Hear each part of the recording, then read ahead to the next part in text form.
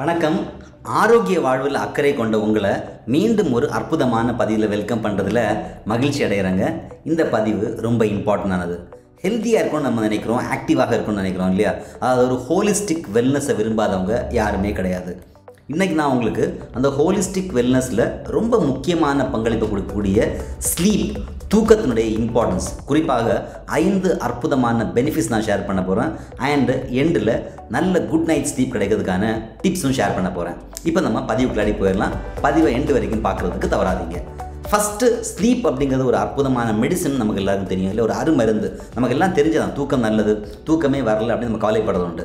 சரி, நல்ல தூக்கம் கிடச்சாச்சுன்னா என்னெல்லாம் நடக்கும்? ஃபஸ்ட்டு என்னென்னா ஃபிசிக்கல் ரெஸ்டோரேஷன், அதாவது உடல் ரீதியான ஹெல்த்துக்கு ரொம்ப நல்லது. ஃபஸ்ட்டு பார்க்கலாம் அப்படின்னு, ஒரு டீப் ஸ்லீப் நமக்கு கிடைக்கக்கூடிய பட்சத்தில் நம்முடைய டிஷ்யூஸ் எல்லாமே க்ரோ ஆகிறதும் ரிப்பேர் ஆகிறதும் நடக்கும். அதாவது டே டைமில் நம்ம இன்டென்ஸான ஒர்க் அவுட் பண்ணுறோம் அல்லது வேலைகள் செஞ்சுட்டு இருப்போம், அந்த டைமில் ரிப்பேரிங் நடக்காது இல்லையா?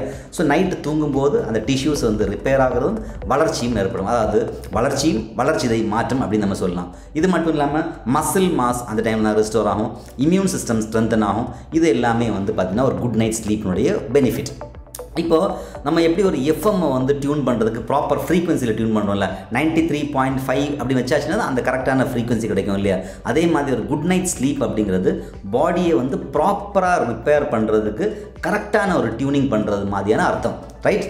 செகண்ட் பெனிஃபிட் என்ன அப்படின்னு பார்த்தீங்கன்னா mental clarity and cognitive function. மனதளவில் தெளிவும் சிந்தனை திறன் மட்டும் இல்லாமல் நம்மளோட டிசிஷன் மேக்கிங் கேப்பபிலிட்டியும் இன்க்ரீஸ் ஆகும் அப்படிங்கிறது தான்.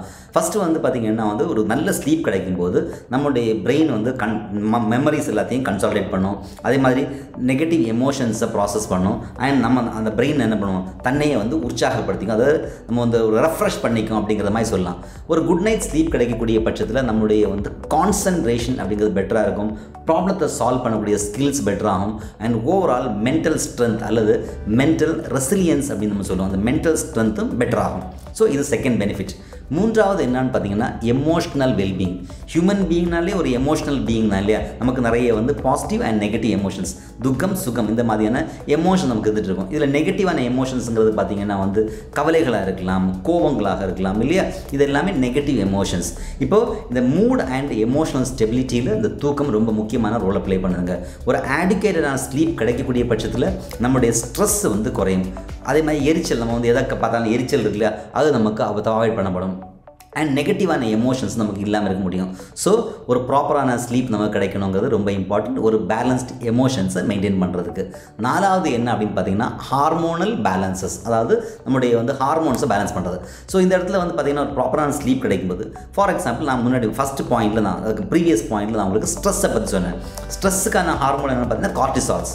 கார்டிசால்ஸ் அதிகமாகும்போது ஸ்ட்ரெஸ் அதிகமாகும். ஸோ நேச்சுரலாக நம்ம நல்ல ஸ்லீப் கிடைக்கக்கூடிய இந்த கார்டிசால்ஸ் அப்படிங்கிறது சப்ரஸ் பண்ணப்பட்டு பெட்டர் ஆகும். சரி, கார்டிசால் ஸ்ட்ரெஸ்ஸுக்கு மட்டும்தானா? ஏன் ஹங்கர் ஹார்மோன்ஸ், நம்மளுடைய பசிக்கான ஹார்மோன்ஸு, அதுவும் நமக்கு ப்ராப்பராக இருக்கும். நல்ல குவாலிட்டியான ஸ்லீப் கிடைக்கக்கூடிய பட்சத்தில் நம்முடைய ஹார்மோனல் ப்ரொஃபைல் சரியாகிறது மட்டும் இல்லாமல் வெயிட் மேனேஜ்மெண்ட் பண்ண முடியும். வெயிட் மேனேஜ்மெண்ட் பண்ணுறதுக்கும் மெட்டபாலிக் ஹெல்த், சாப்பிட்ட சாப்பாடு எனர்ஜியாக கன்வெர்ட் ஆகுது இல்லையா? அண்ட் அதே மாதிரி அந்த எனர்ஜியாக கன்வெர்ட் ஆகும், அந்த வேஸ்ட் எல்லாம் வெளியில் போகுது இல்லையா? ஸோ இந்த என்டையர் ப்ராசஸுக்குமே ரொம்ப சப்போர்ட்டிவாக இருக்கிறத பார்க்குறோம். சரி, ஐந்தாவது பெனிஃபிட் ரொம்ப ரொம்ப இம்பார்ட்டன்டானது இம்யூன் சிஸ்டம், அதாவது நோய் எதிர்ப்பு சக்தி. ஃபஸ்ட்டு நம்ம ஒரு வெல்னஸ்ன்னு சொன்னாலே நமக்கு நோய் இல்லாமல் இருக்கணும் அப்படின்னு நம்ம நினைப்போம் இல்லையா? ஸோ வெல்னஸ்ங்க அதை தாண்டின விஷயம், பட் ஃபஸ்ட் நோய் இல்லாமல் இருக்கணும். நோய் இல்லாமல் இருக்கிறதுக்கு நோய் எதிர்ப்பு சக்தி அப்படிங்கிறது ரொம்ப இம்பார்ட்டண்ட். நம்ம தூக்கத்தில் இருக்கும்போது அல்லது நம்ம தூங்கும்போது தான் நோய் எதிர்ப்பு சக்தியை பில்டு பண்ணுறதுக்கான சைட்டோகைன்ஸ் அப்படின்னு சொல்லக்கூடிய புரோட்டீன் உற்பத்தியாகும்.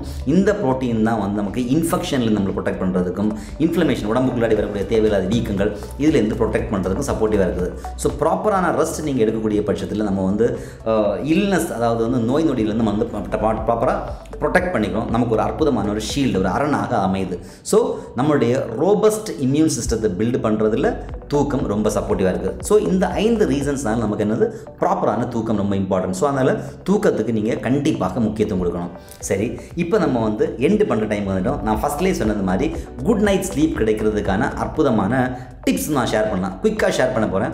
ஃபஸ்ட்டு நம்ம ஒரு நல்ல ஸ்லீப் கிடைக்கணும் அப்படின்னு சொன்னால் என்ன பண்ணணும்னா, ஒரு காமான ஒரு பெட் டைம் ரொட்டீனை பெட் டைம் என்விரான்மெண்ட்டை செட் பண்ணணும். நம்மளுடைய என்விரான்மெண்ட் ஒரு காமானதாக இருக்கணும். ரெண்டாவது பார்த்தீங்கன்னா ஒரு பெட் டைம் ரொட்டீன் ரொட்டீன் நம்ம வந்து ப்ராப்பராக செட் பண்ணுறது. இதன் மாதிரி நான் படுக்க போயிடுவேன் அப்படின்னு செட் பண்ணுறது. மூணாவது வந்து பார்த்திங்கன்னா தூங்குறதுக்கு முன்னாடி இந்த ஸ்க்ரீன் டைம் இருக்குது இல்லையா, நம்ம வந்து டெலிவிஷன்ஸ் பார்க்குறதோ இல்லை கம்ப்யூட்டர்ஸ் பார்க்குறதோ மொபைல் பார்க்குறதோ வந்து லிமிட் பண்ணணும் அல்லது அவாய்ட் பண்ணிக்கணும். அண்ட் வந்து ரொம்ப முக்கியமானது தூங்கும்போது தூக்கத்துக்கு ஒரு கம்ஃபர்டபுளான ஒரு மெத்தை அண்டு பில்லோ, இதை வந்து அதுக்கு ஒரு இன்வெஸ்ட்மெண்ட் நம்ம கண்டிப்பாக பண்ணணும். ஏன்னா வந்து இது ரொம்ப இம்பார்ட்டன்ட், தூக்கம்ங்கிறது ரொம்ப இம்பார்ட்டன்ட். ஸோ இந்த டிப்ஸ் நம்ம ஃபாலோ பண்ணக்கூடிய பட்சத்தில் நமக்கு ஒரு குட் நைட் ஸ்லீப் கிடைக்கும். இன்றைக்கி இந்த பதிவு மூலமாக குட் நைட் ஸ்லீப் கிடைக்கிறதுக்கான டிப்ஸ் மட்டும் இல்லாமல் ரொம்ப முக்கியமாக ஒரு குட் நைட் ஸ்லீப் கிடைக்கும்போது ப்ராப்பராக நம்ம தூக்கத்தை எடுத்துக்கும் போது நம்முடைய ஹோலிஸ்டிக் வெல்னஸுக்கு எப்படி சப்போர்ட் பண்ண தெரிஞ்சுக்கிட்டோம் இல்லையா. ஸோ இந்த பதிவு உங்களுக்கு பயனுள்ளதாக இருந்துச்சா அப்படின்னா நிச்சயமாக உங்களுடைய ஃப்ரெண்ட்ஸுக்கும் உங்களுடைய ஃபேமிலி மெம்பர்ஸுக்கும் ஷேர் பண்ண தவறாதீங்க. மீண்டும் ஒரு அற்புதமான பதிவில் சந்திக்கலாம். அது வரைக்கும் உங்கள்கிட்ட விடைபெறுறது உங்களுடைய life style coach doctor Senthilkumar. Wishing you all a great success. Jai Hind.